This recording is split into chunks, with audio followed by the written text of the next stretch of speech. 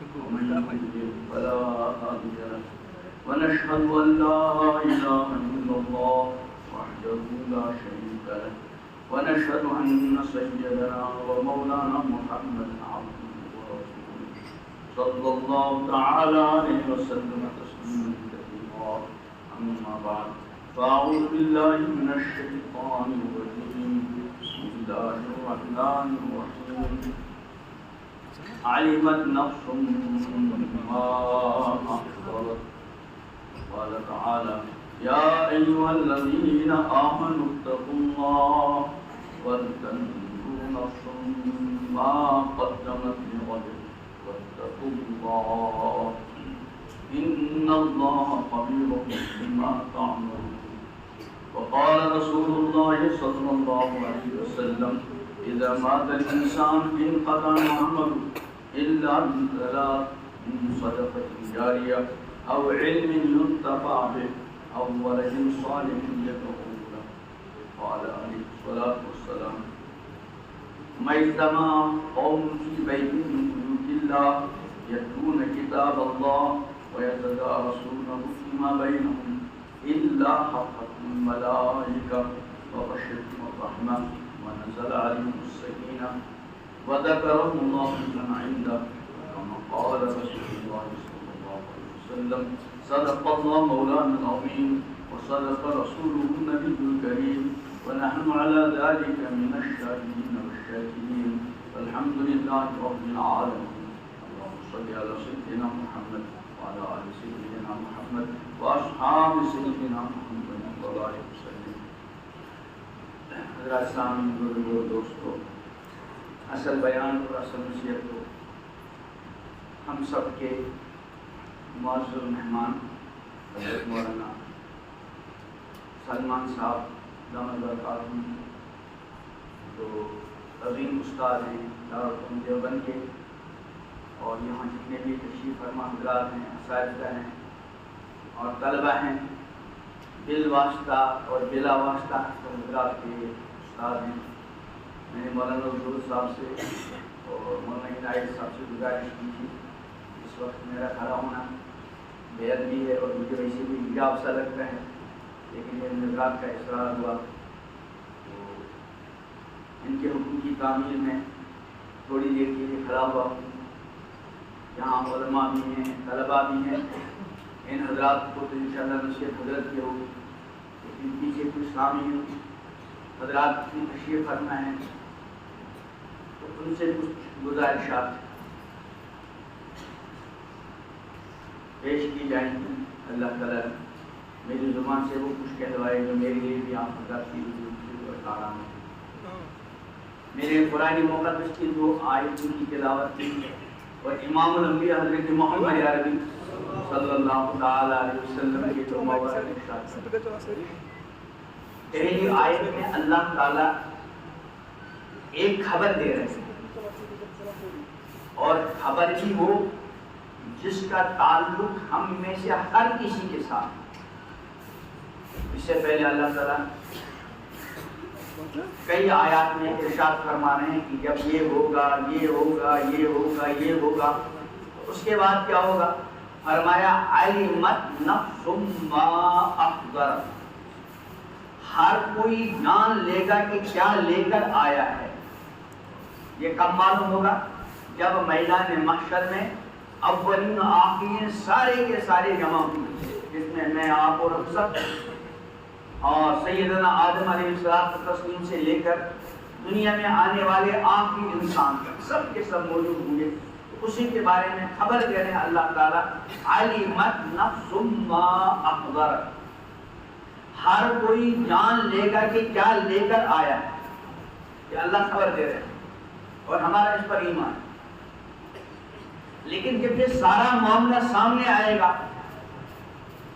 انسان اب کچھ کر نہیں پائے، کیونکہ وہ آخرت جو ہے میدان محشر ہے، وہ کچھ کرنے کی جگہ نہیں بلکہ کیے ہوئے کے بدلے میں کچھ پانے کا موقع ہے.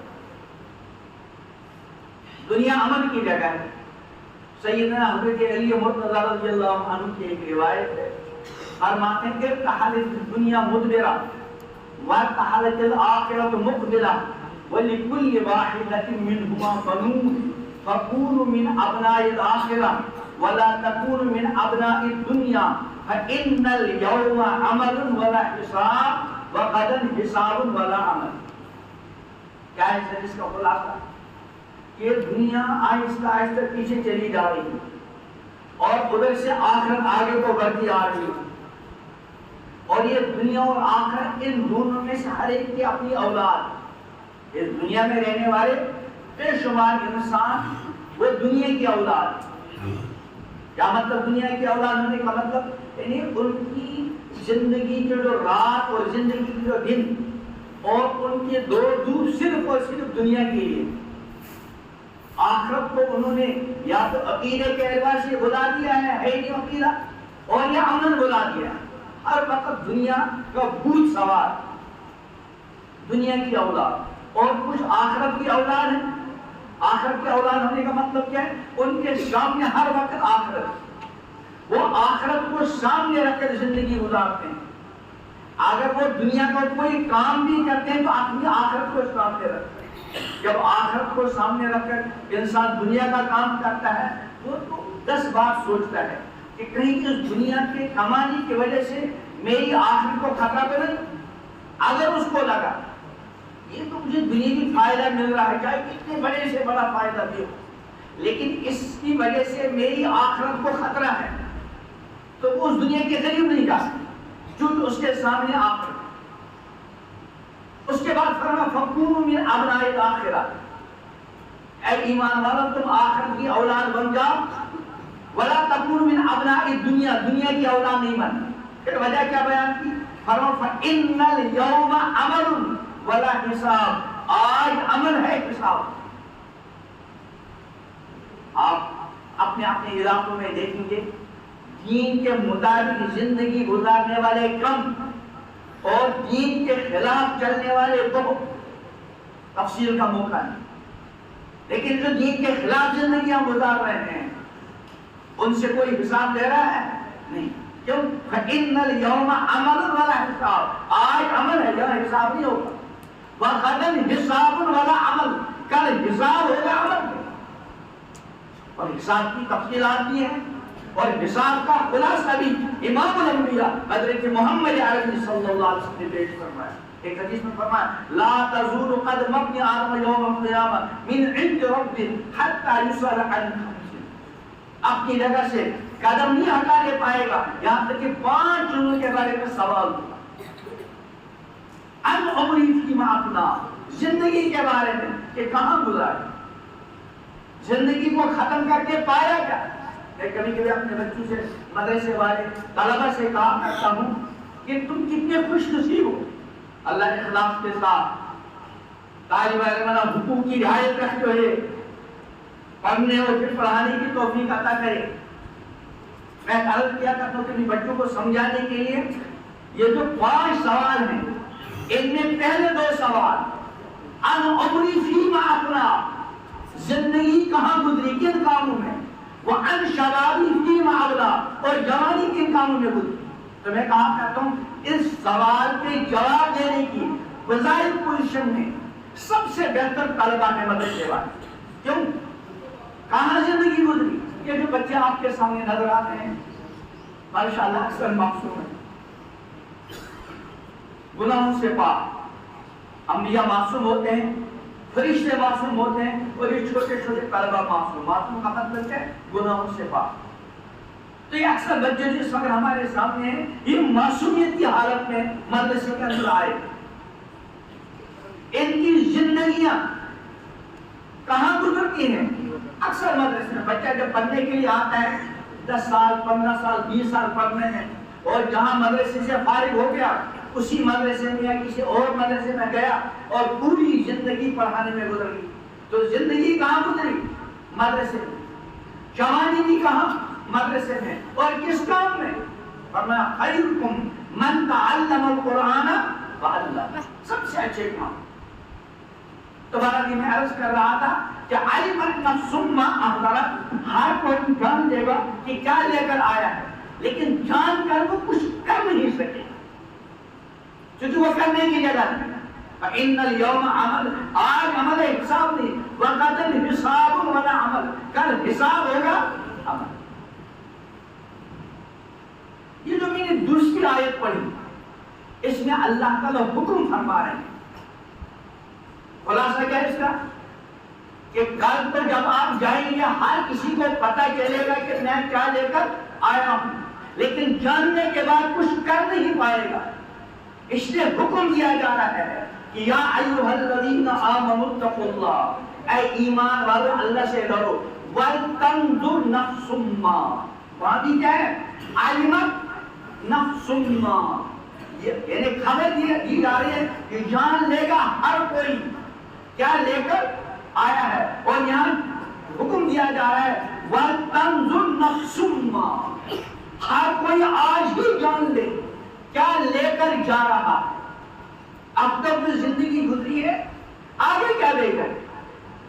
اگر بندہ آج ہی یہ سوچنے کی فکر کرے گا اور اپنی گزشتہ زندگی میں دھیان دے گا اور امام الانبیاء حضرت محمد عربی صلی اللہ علیہ وسلم کے اس فرمان پر عمل کرے گا، حاسبوا قبل ان تحاسبوا، اس سے پہلے کہ کل تم سے تمہاری زندگی کا حساب لیا جائے، جوانی کا حساب لیا جائے، کمائی کا حساب لیا جائے، خرچ کا حساب لیا جائے، علم و صلاحیت کا حساب لیا جائے، اس سے پہلے حاسبوا قبل ان تحاسبوا، اپنا خود اپنے آپ سے محاسبہ، اپنا خود اپنے آپ سے سوال کرو کہ میری زندگی کے 50 سال گزر گئے، 60 سال گزر گئے، 40 سال گزر گئے، 30 سال گزر گئے، میں نے اس 50 سالہ زندگی کو، 60 سالہ زندگی کو، 30 سالہ زندگی کو کھو کر پایا کر.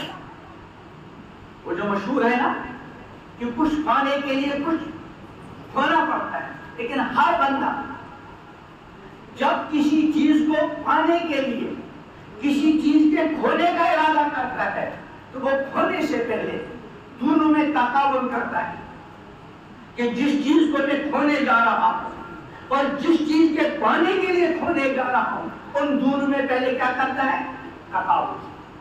اگر اس کو یہ اطمینان ہوا کہ میں جس چیز کو کھونے جا رہا ہوں وہ بہت کم قیمت والی ہے اور اس کو کھونے کے بعد جس چیز کے پانے کے لیے جا رہا ہوں بہت زیادہ قیمت ہے، تو بندہ خوشی خوشی اپنی موجودہ چیز کو کھوتے ہوئے خوشی محسوس کرتا ہے. کیوں؟ اس لیے کہ اس کو جس چیز کے پانے کی تمنا اور امید ہے وہ اس کے مقابلے بہت بڑی. لیکن اگر اس کو یہ لگا کہ میں جس چیز کو کھو رہا ہوں وہ اور جس چیز کے پانے کے لیے کھو رہا ہوں ان دونوں میں کوئی زیادہ فرق نہیں، پھر وہ اپنی موجودہ چیز کو کھونے کے لیے تیار نہیں. یہ معاملہ ہر جگہ ہم کرتے ہیں، جو مقولہ نہیں بلکہ یہ معمول ہے کیا کہ آدمی کچھ پانے کے لیے کچھ کھوتا ہے. لیکن ہم سب جو چیز مشترکہ طور پر کھو رہے ہیں مشترکہ، اور اس کا کھونا ہمارے اختیار میں نہیں، وہ ہے میری اور آپ کی زندگی کا سرمایہ. روز ہم اپنی زندگی کے 24 گھنٹے کھو رہے ہیں اور 24 گھنٹے کھوتے کھوتے کسی نے آج تک میری طرح اپنی زندگی کے کم بیش 60 سال کھوئے، کسی نے 50 سال، کسی نے 30 سال. اس زندگی کو کھو کر پایا کیا؟ اللہ رب العالمین اسی کا حکم دے رہے ہیں وَلْتَنظُرْ نَفْسٌ مَّا، ہر کوئی سوچے کہ اب تک جو زندگی تم نے کھوئی اس زندگی کو کھو کر پایا کیا. اب انسان کیا سوچتا ہے میں نے 30-40 سالہ زندگی کو کھویا، میرے والد صاحب جو دنیا سے چلے گئے تھے جھونپڑی میں رہ رہے تھے، میں نے زندگی کو کھو کر 4 منزلہ مکان بنایا. میرے والد محترم کے پاس سائیکل بھی نہیں تھی، میرے پاس آج 80 لاکھ کی گاڑی. میرے والد صاحب کے زمانے میں میرے پاس کھٹے پرانے 1-2 جوڑے ہوتے تھے، آج میں روزانہ 1 جوڑا بدلا کرتا ہوں. میرے والد صاحب مزدور تھے، آج میں میرے پاس ایسی ملازمت ہے کہ میں ماہانہ 2 لاکھ کماتا ہوں. میرے والد صاحب کے پاس پرچون کی دکان تھی. آج میری بہت لمبی چوڑی تجارت ہے. تو میں نے زندگی کو کھو کر یہ ساری چیزیں پائی. اللہ فرماتے ہیں نا وَلْتَنْظُرْ نَفْسٌ مَا قَدَّمَتْ لِغَدٍ. یہ بتاؤ 50 سالہ 60 سالہ زندگی کو کھو کر کل کے لیے کیا پایا؟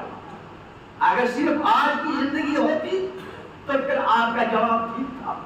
آپ نے 3 منزلہ مکان پایا, آپ نے 80 لاکھ کی گاڑی پائی, آپ نے عہدے منصب پائے, آپ نے زمین جائیداد پائی, آپ نے فیکٹری اور کارخانہ پایا. یہ جواب جب صحیح ہوگا جب یہی والی زندگی ہوتی. لیکن ہمارے ایمان کا حصہ ہے والبعث بعد الموت, مرنے کے بعد دوبارہ. اور اصل زندگی بندہ وہی ہے.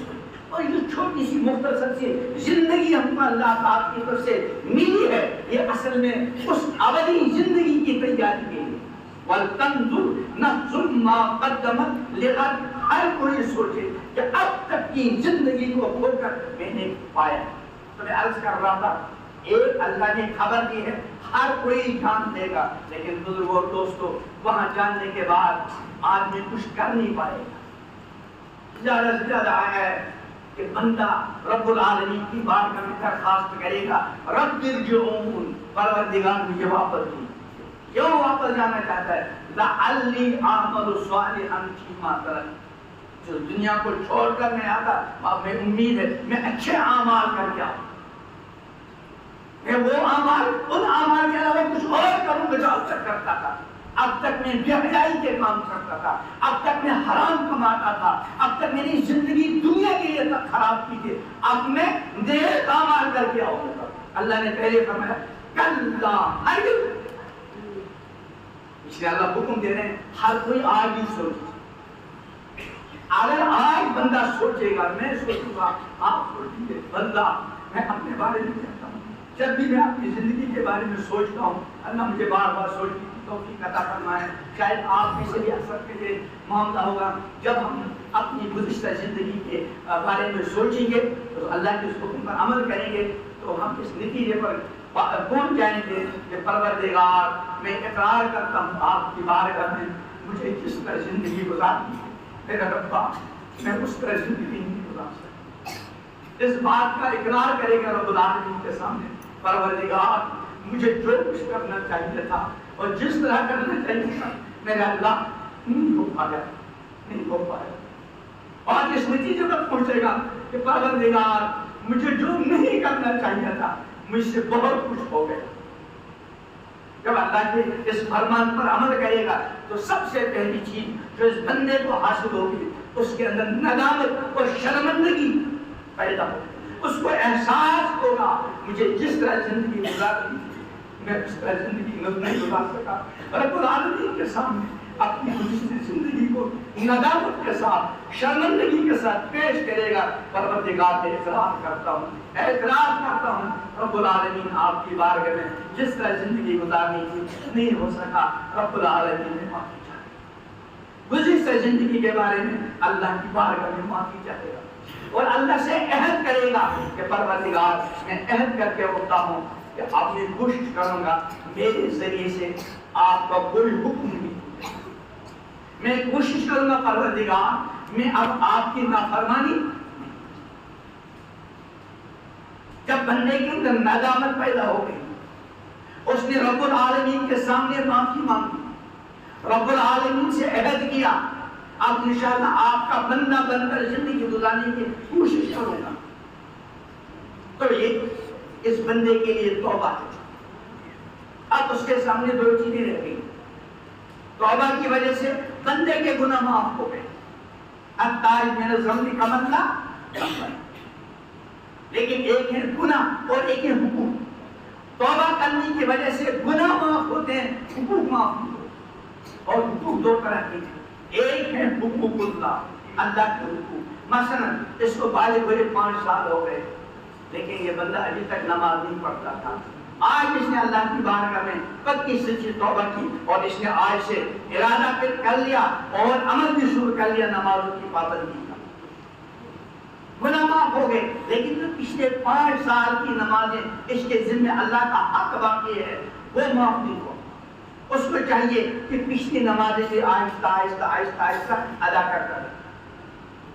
روزے کا معاملہ آیا، اس کو احساس ہوا میں پچھلے 5 سال سے بالغ ہوں، میرے ذمہ روزے ہیں 5 سال کے، آئندہ روزہ رکھنے کا ارادہ کر لیا، رکھ رہا ہے۔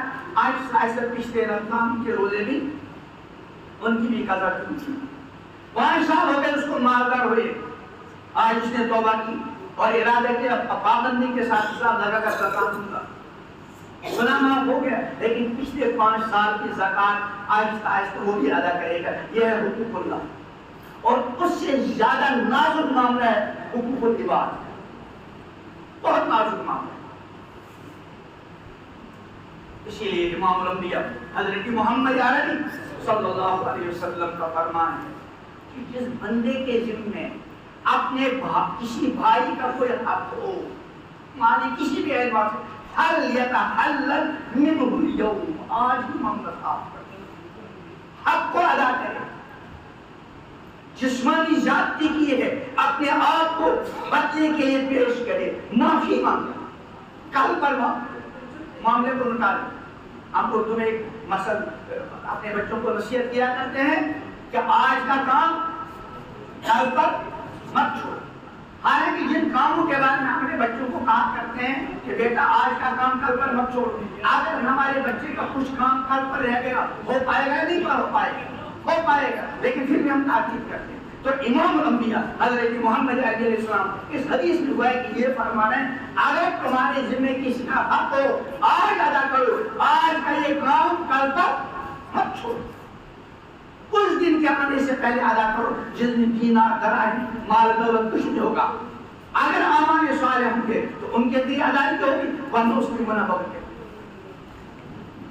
تو جب بندہ صدق دل سے اور ندامت کے ساتھ اللہ کی بارگاہ میں توبہ کرتا ہے تو اللہ کی ذات سے امید ہوتی ہے اور کہ وہ توبہ بھی قبول کرتے ہیں اور اللہ کے راستے کو جو آسان فرماتے ہیں۔ ان آیتوں کا ترجمہ کر کے اپنی بات ختم کرتا ہوں۔ پہلی آیت میں تلاوت کی، اس میں اللہ تعالیٰ کیا دے رہے ہیں؟ خبر کہ ہر کسی کو پتہ چلے گا کیا لے کر آیا ہے، لیکن بزرگوں دوستوں اس وقت کچھ ہو نہیں پائے گا۔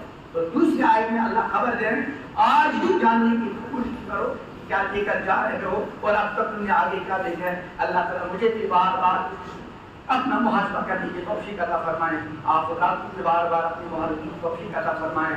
میں نے جو گزارشات کی کسی بھی اعتبار سے غلطی کو اللہ پر معاف فرمائیں، اور جو آئے کی بات اللہ نے کہلوائی اللہ تعالیٰ مجھے بھی عمل کی توفیق عطا فرمائیں، آپ خدا کو عمل کی توفیق عطا فرمائیں۔ ربنا تقبل منا انک